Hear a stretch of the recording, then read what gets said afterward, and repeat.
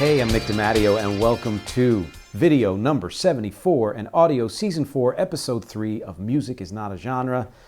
As always, thank you to everybody who is watching out there, or if you are just listening, anybody who's reading the text and clicking all of the links that I put down there. If you're sharing it with people or posting it anywhere, reposting, I love you for that. If you are a member of my Patreon family, love you even more. If you would like to know more about anything that I do, here are a couple places you can check out. It's youtube.com/Nick DeMatteo, DeMatteo, in case you don't know. You can go to anchor.fm/music is not a genre, and all of the audio episodes are there. And there's an opportunity to support me. Any dollar number, any cent number, all of it helps. And just you being here helps. Patreon.com/music is not a genre is my main hub, where you get not only what you are seeing or hearing here, but much, much more than that. And you get a say in what future episodes might be about, including books and movies and television shows related to music, anybody I maybe should interview, artists and bands and albums and even single songs or types of music or eras that I should highlight.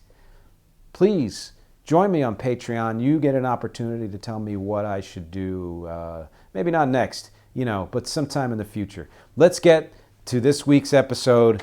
The title is The Hives. Sweden fucking rules because it supports its artists. And this episode is kind of a bifurcated episode in a way. When I do these, when I started way back, this was even during the blogging days, but at the beginning of the video days, my main objective in writing this out, and as you see here, video people, I have notes. These are shortened notes from the actual text that I put underneath on various portals that I mentioned. It was to really just talk about the music and, put it in context or throw something new in there and how it influenced me in my music and my band Rex music and all of that. As this developed, I started to throw more information in, but more issues in, and would often craft episodes around not just the music, but use the music as a jumping off point to talk about an issue. And that is absolutely the case with this week's topic here. And let me start by seeing how good your recall is for certain bands and see if you can tell me what they have in common. I think I've already given it away with the title, but you know what? Maybe you forgot already. So here we go. Do you remember the band Roxette or Ace of Base? How about the Cardigans? How about the late, great DJ Avicii? Robyn, that's Robyn with a Y, huge international star. How about, ABBA? What do these names have in common? Well, they're all musicians, but they're all, yes, from Sweden. And so are Icona Pop, Eagle Eye Cherry. I had to look that one up because son of Don Cherry, famous, jazz artist, and I think related to Nena Cherry and all of that. I was like, Swedish? But I think they lived in Sweden, so that was why.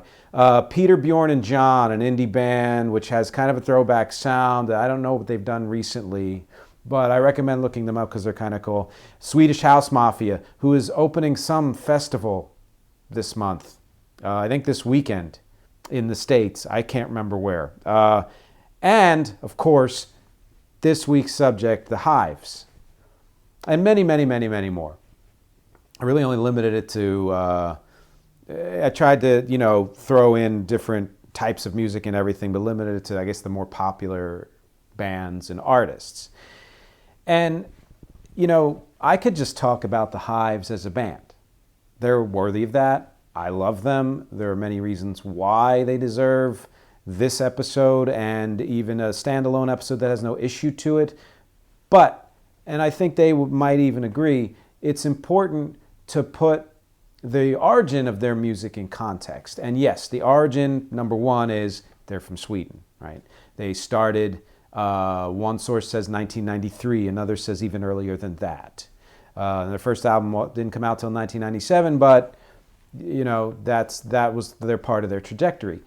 They benefited from growing up in Sweden, from being Swedish as musicians, and you know, I'm going to explain why in a second.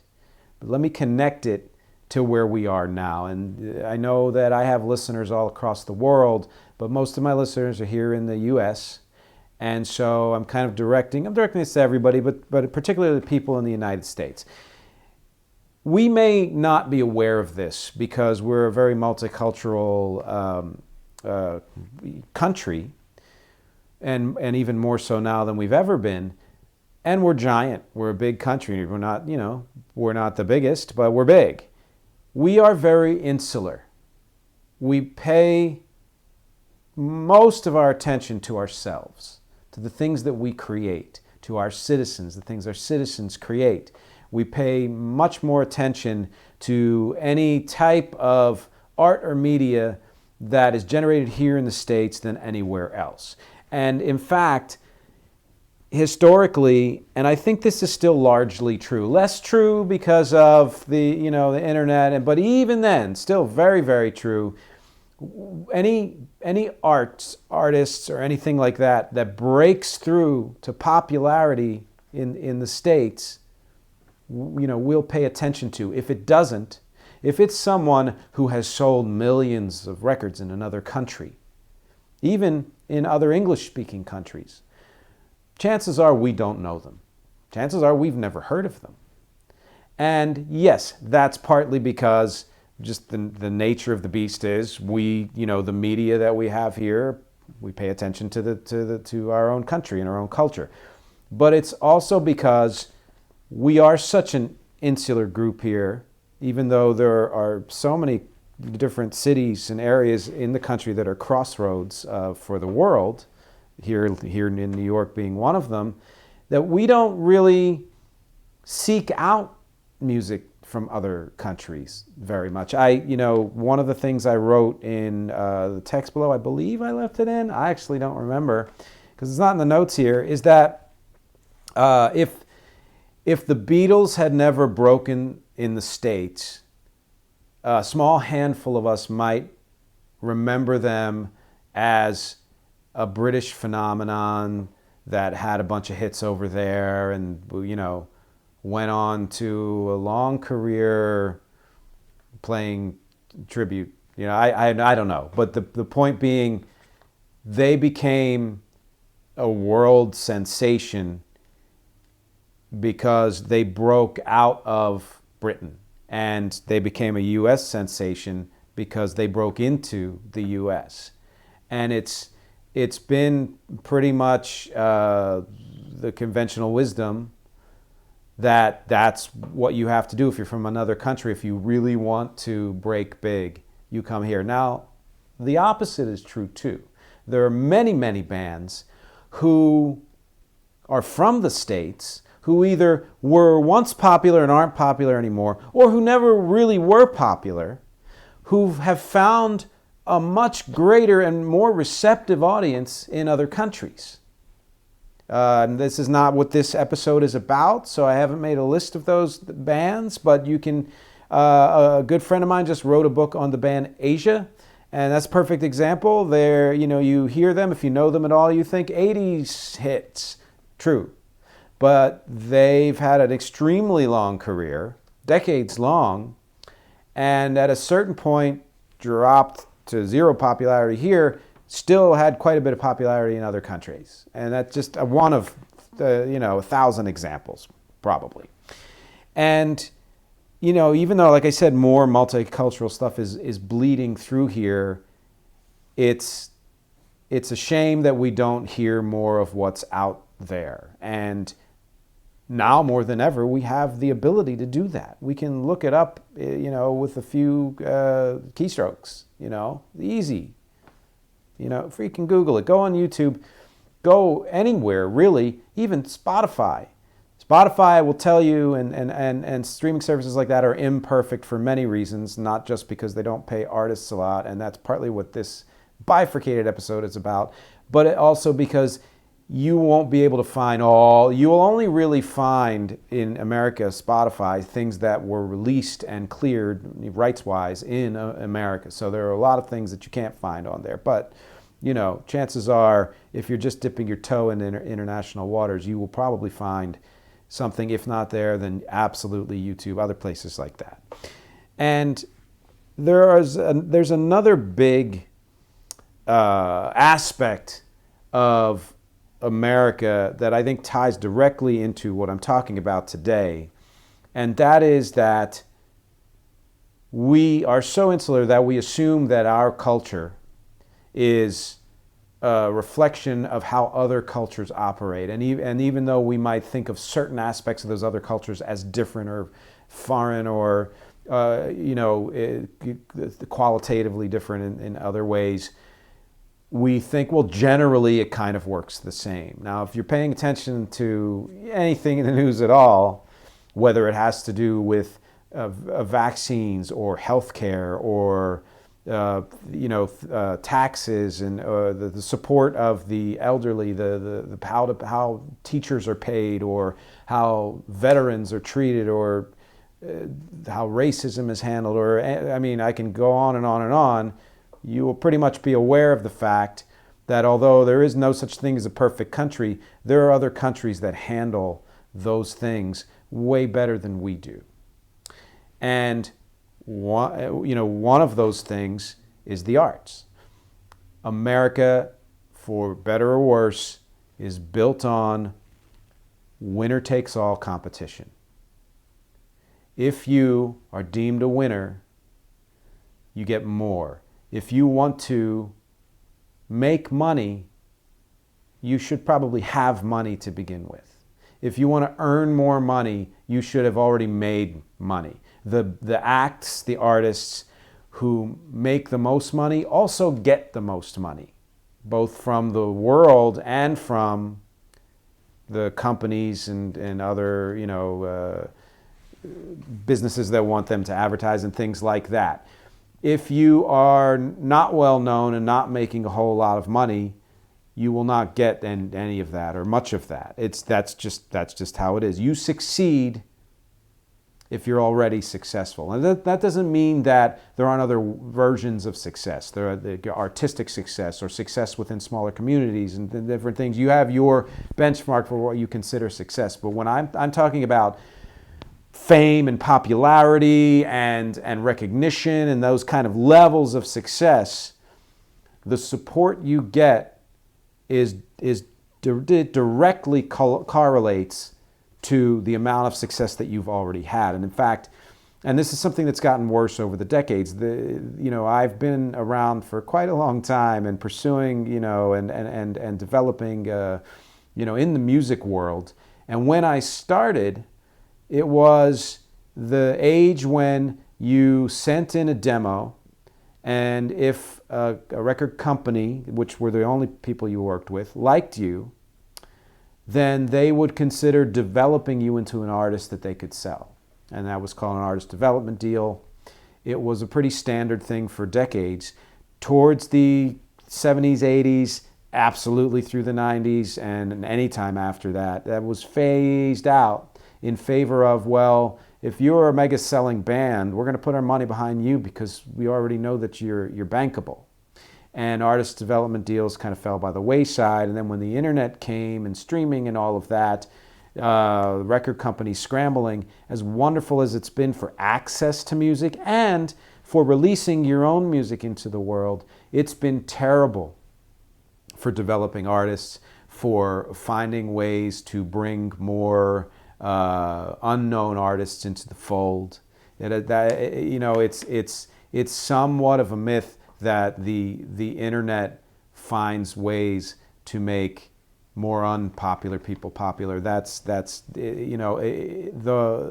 aggregation of numbers based on how streaming services work and social media work is as biased as the record companies eventually became, as the system in general is.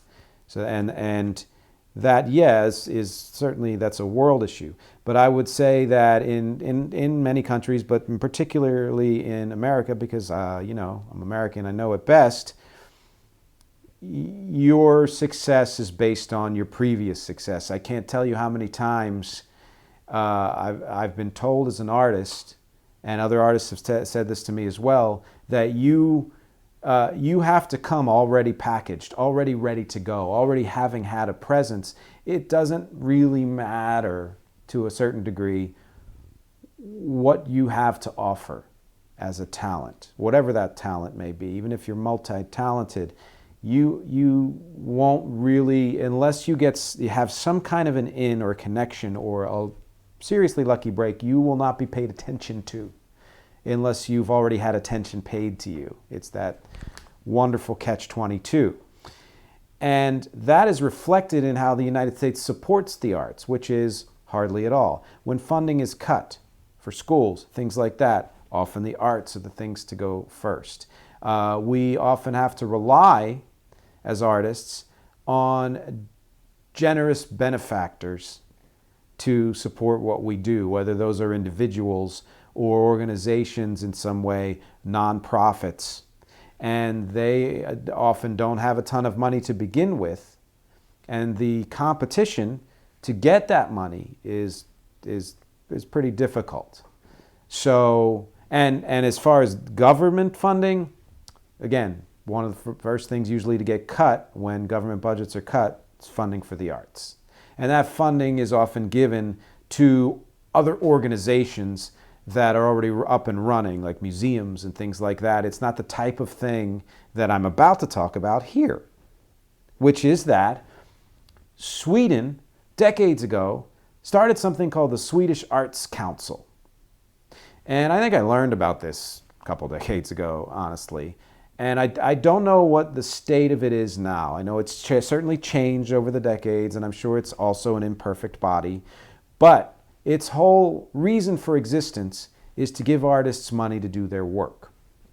And this brings up a couple of points. First of all, it brings up the fact that a country like Sweden actively supports the arts and artists, and not just non-governmental organizations, whatever. The government itself, the actual country of Sweden, actively supports the arts and artists. And the way they do it, or have done it in the past, and with the Hives being an example, is if they, I guess there's some kind of a judgment process, and if they judge that you're, worthy of this help, you get money to live.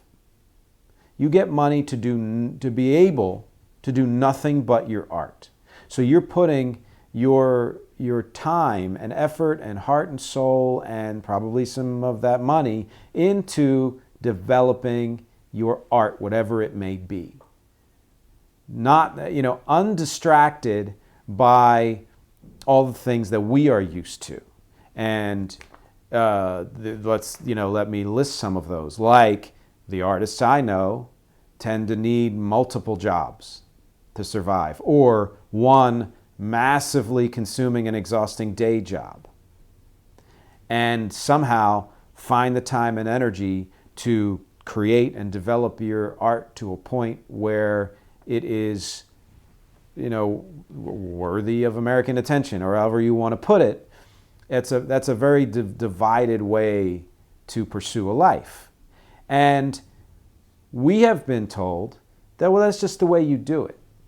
You're supposed to be a struggling artist, maybe live in your parents' basement or whatever it is, or have all of these jobs, or do some other non-art thing in order to do your art. And that's just fact. But it's fact that has been handed down to us by the same people that hoard all of the money at the top of their companies or within the government or wherever else, which is, we're not going to give money to people who they think don't deserve it. If you are, the haves keep the money, the have-nots get a considerably less amount.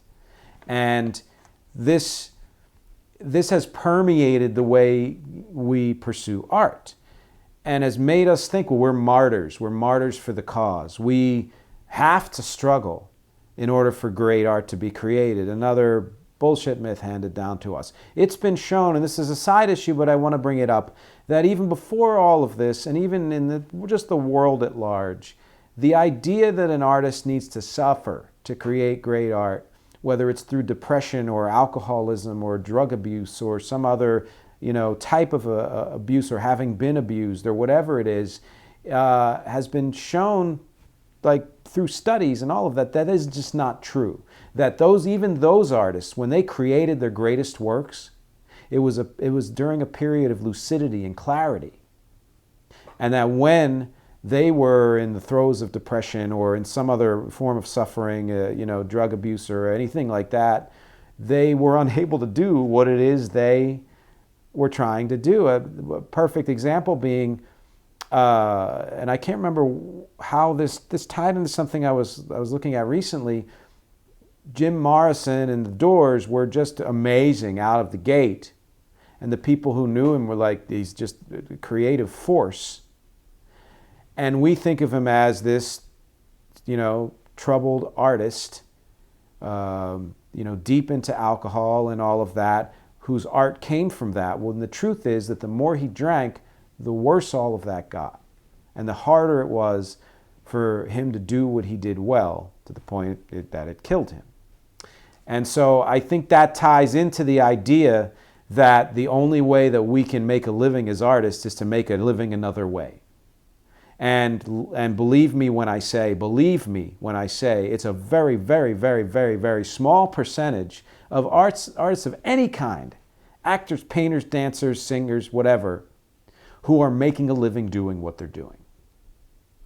You may lump in some of those people who create their own art but are making most of their money doing other people's art. So perfect example, being in a cover band, making more money doing that than you do your own music. That sort of counts and it sort of doesn't count. You are within your realm, but it's still not the same, and it's certainly not the same as what happens here in a place like Sweden, which brings up my second point about it, which is we are told over and over again that, do what you love, and if you do what you love, it doesn't matter how much money you make, because the joy of doing should be enough. Which, okay, from an existential point of view, sure, right. But from a world, living in the real world point of view, that's very demeaning, and it's condescending, and it's also bullshit. It's another way of people saying, well, we don't need to give you money for what you do. Especially now when almost everything is accessible for free somehow. But even before the internet and all of that, that was still the case. You should just be happy that you're doing it.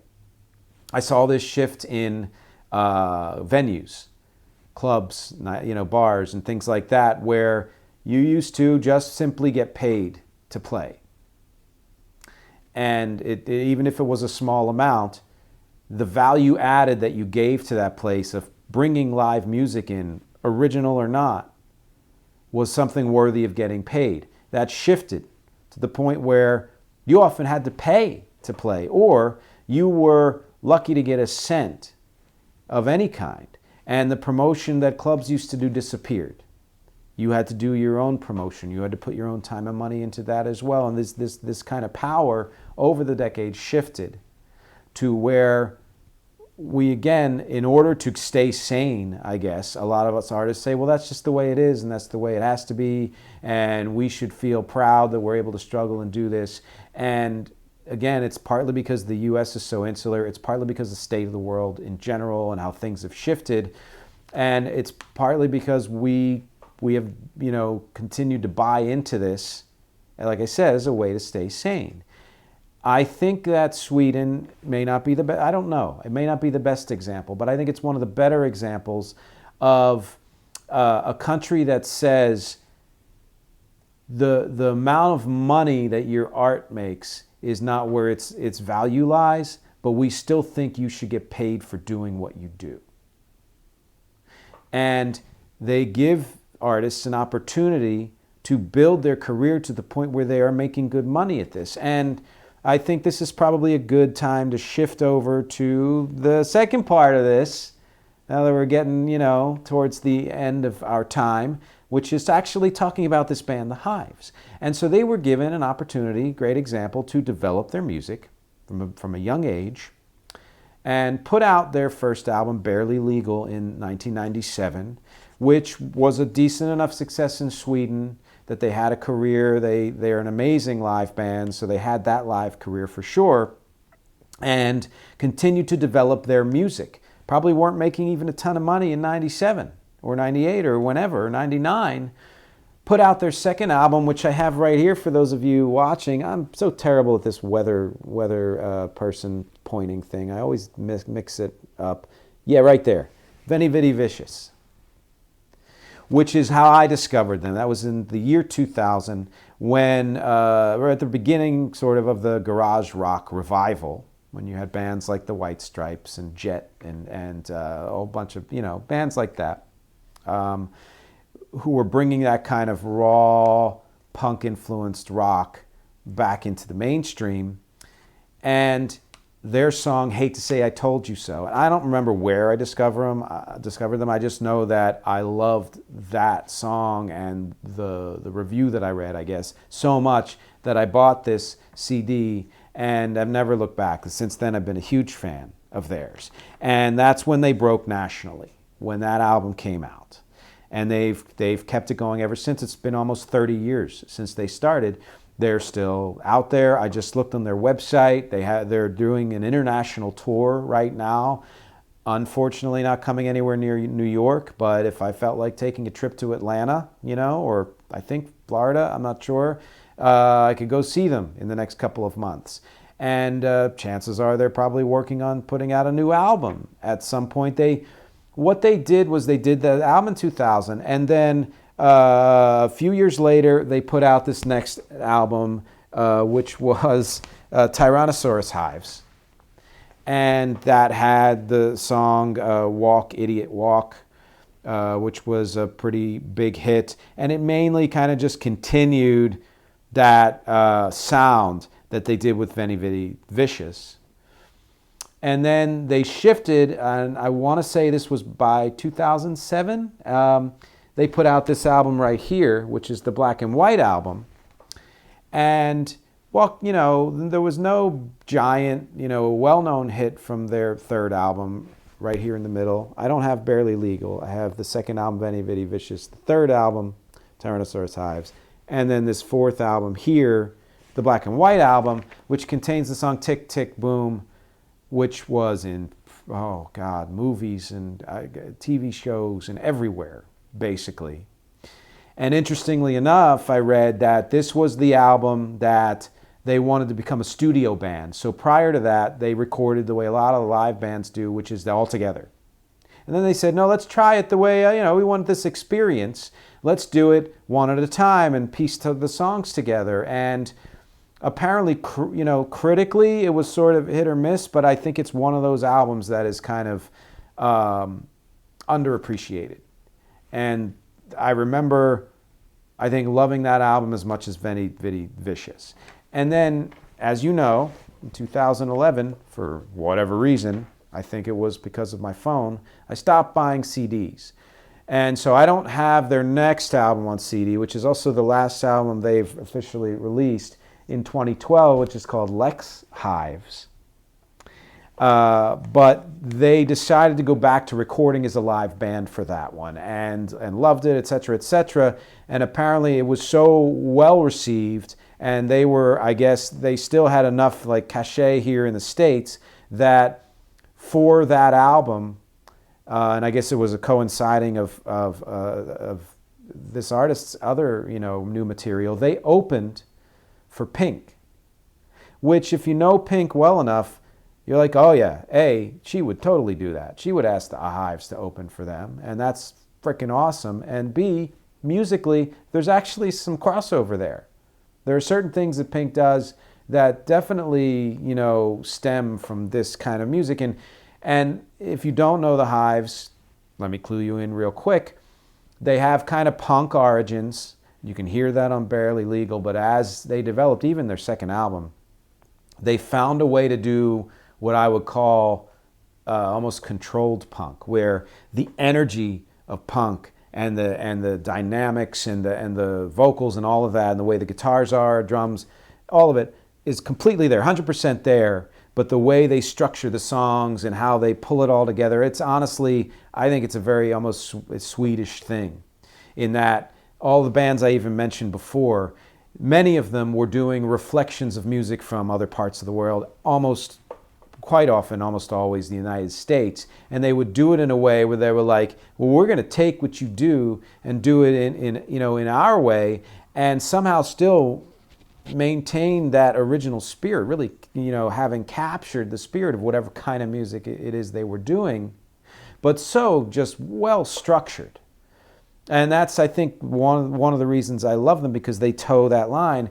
And I would say that in terms of their recorded material, they're even able to capture their live spirit better than some of my other favorite bands, Green Day, Foo Fighters, Queens of the Stone Age, who are all bands that, kick ass live and have also kicked ass on recording. And in many, many cases, we're able to capture that live feel on recording. But I think in terms of the most consistent capture of that, the Hives beat all of them. And if you think I'm exaggerating that, I would suggest starting with this album right here, Veni Vidi Vicious, and see if you agree or not. And as always, of course, comment below. And have continued past that. They released a bunch of singles after 2012, some for movies or some as compilations for other things.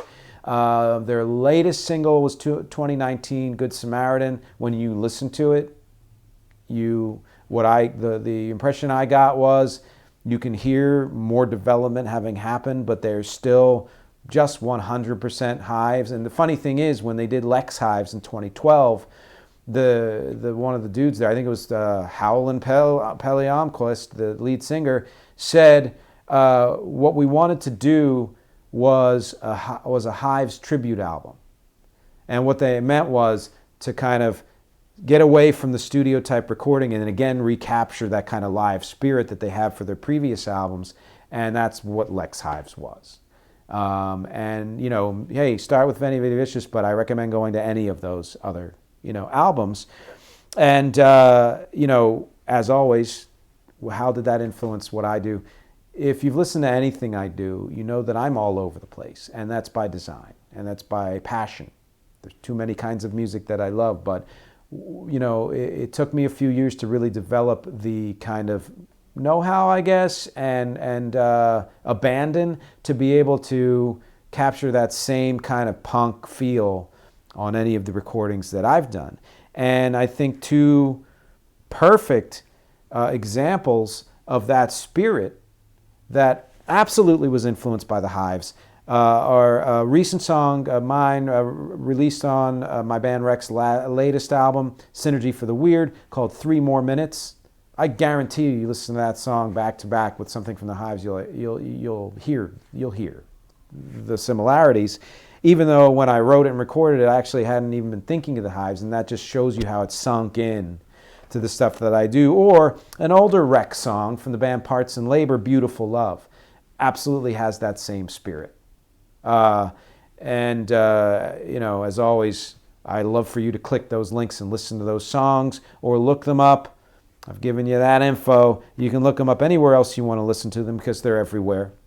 And see what you think. Tell me what you think of those songs. Tell me what you think of the Hives in general, or anything I've said about this band, about Sweden, about the differences in the countries, about whether or not arts are supported or how much they're supported. I want to hear all of your opinions. Do you know other artists that you think deserve that kind of recognition that they're not getting because they haven't gotten recognition yet? That insane catch-22 that we all have to deal with, especially here. I want to. Do you believe that the only good art that exists comes from struggle, that you have to suffer, that you have to pay a certain amount of dues in order to be worthy of success in any form? I want to know. any of your opinions on this, because as always, my objectives here are music, conversation, and connection. Thank you for spending your time with me, and I'll talk to you next week.